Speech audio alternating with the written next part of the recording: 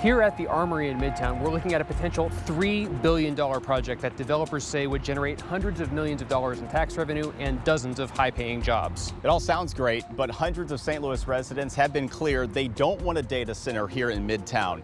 Since the plan was introduced months ago, the developers have stayed relatively quiet about their plan until now. The Las Vegas-based developer flew in for an exclusive interview with me to walk me through this plan and how this will impact St. Louis.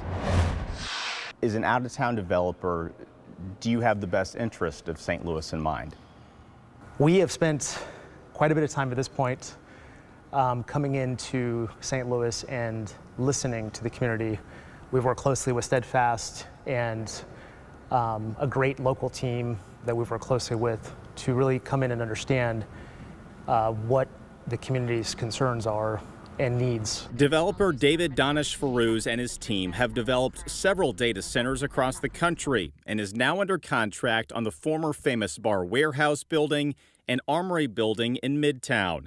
The first floor warehouse space where we conducted our interview is where the proposed 120 megawatt data center would go, making it the largest in the city, which already has 12 active data centers. By way of impact, it wouldn't be any different than what those 12 data centers are currently doing in the city right now, which have gone really unnoticed for as long as they've been in existence. But hundreds in St. Louis have been loud about concerns over environmental impacts like noise, air quality, and pressure on the power grid. Last month, the city's Board of Public Service approved a conditional use permit for the data center after the developers agreed to numerous conditions that aim to reduce the project's impact on the environment and utilities. Daily basis, what are we talking about that the noise that will be produced at this location from a data center? Are people that live nearby, people that have businesses nearby, are they going to hear it?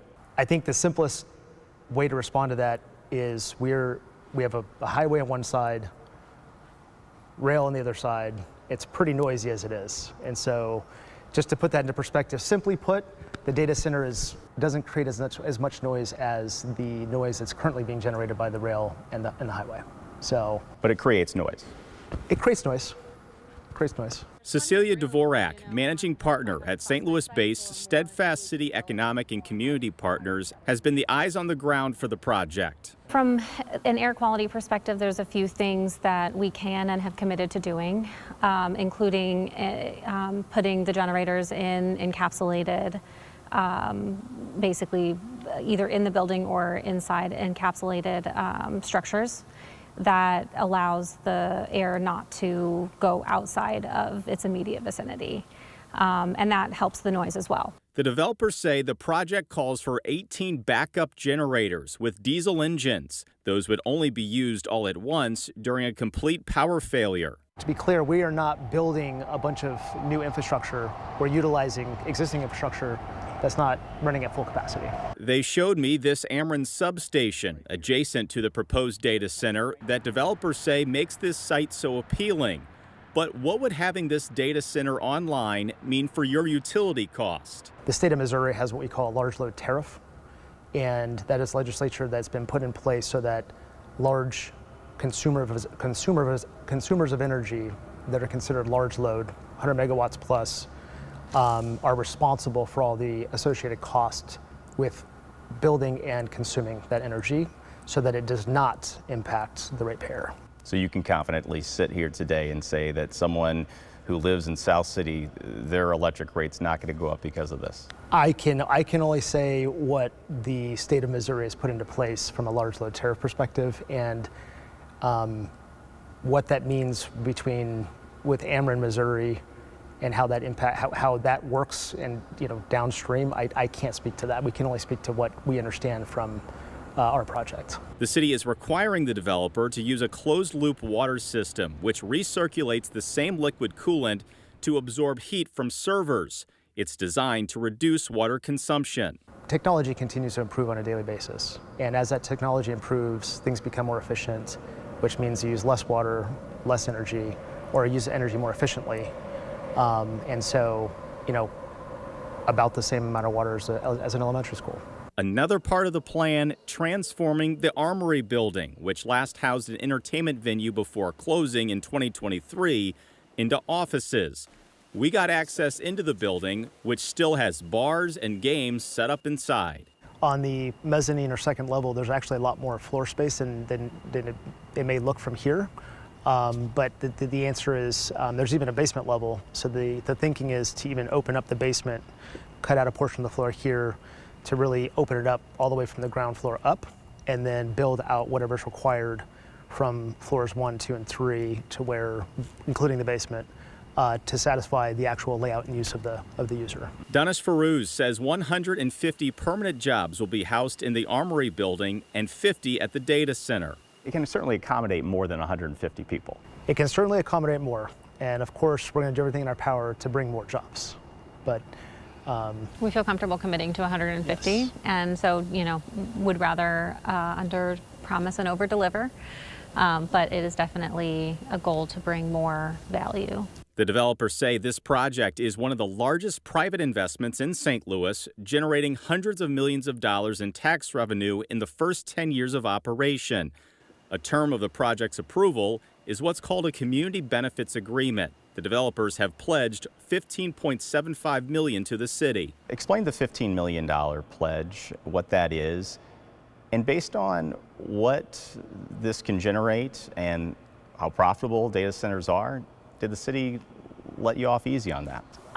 Yeah, so from a community benefits perspective, it's a new tool I think that the city has just started to become more and more comfortable with. And so I think, this is a unique circumstance where the community benefits agreement became a part of that discussion, and we were able to work closely with the city to come to an agreement where, frankly, I think we're excited about what that $15.75 million will go to.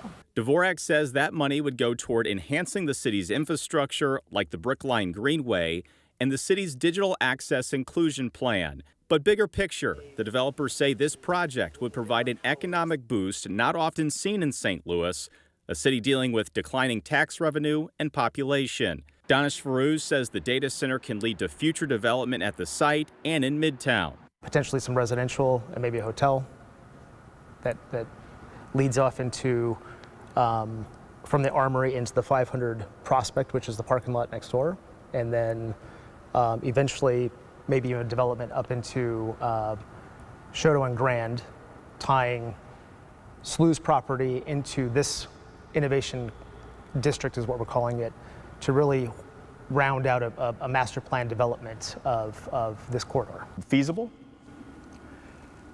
The data center will be a very important part of that catalyst and an engine behind that grand vision.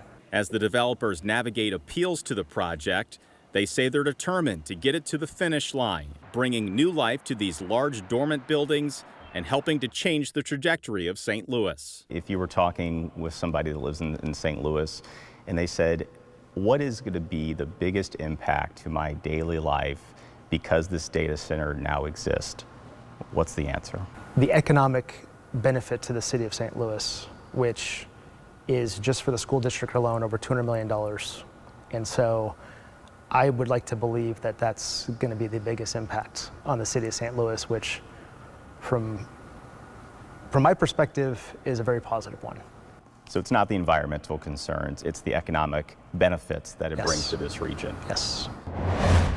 What are your thoughts on the proposed data center development in Midtown? Email us right now at forward@firstalert4.com.